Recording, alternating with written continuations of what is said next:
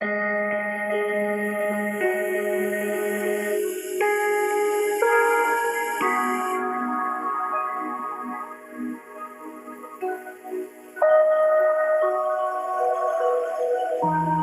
only it were so simple.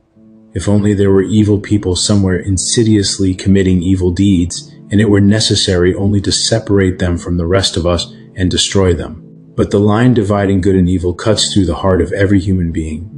And who is willing to destroy a piece of his own heart? This profound statement comes from Aleksandr Solzhenitsyn's epic work, The Gulag Archipelago. The Gulag Archipelago is a monumental work that exposes the brutal realities of the Soviet Union's forced labor camp system. Based on his own experiences and the testimonies of other survivors, Solzhenitsyn paints a harrowing picture of life within the Gulag. This was a vast network of prisons and labor camps spanned the Soviet Union. Now, this quote from Solzhenitsyn challenges our simplistic notions of morality.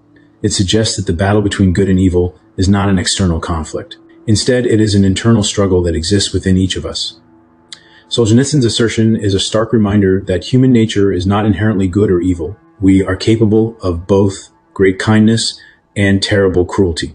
The line between these extremes is not a fixed point, but a spectrum. It is influenced by a myriad of factors such as upbringing, environment, and personal experiences. This internal struggle is a constant, a testament to the complexity of the human psyche.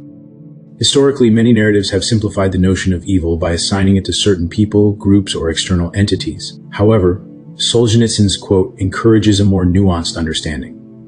It emphasizes personal responsibility.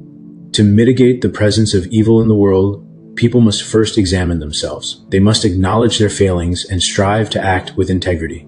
This often requires difficult personal sacrifices. Solzhenitsyn's quote also raises the question of whether it is possible to eradicate evil entirely.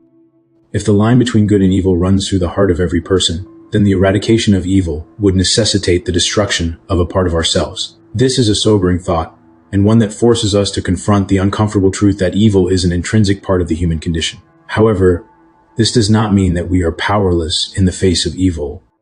While we may not be able to eliminate evil entirely, we can strive to minimize its influence in our own lives and in the world around us. This requires constant awareness of our own potential for both good and evil, as well as a commitment to cultivating the virtues of compassion, empathy, and justice. In conclusion, Solzhenitsyn's quote serves as a powerful reminder of the complexities of human morality. By acknowledging the inherent duality of our nature, we can approach the world with greater understanding and compassion. While we may never fully eradicate evil, we can strive to create a world where the forces of good prevail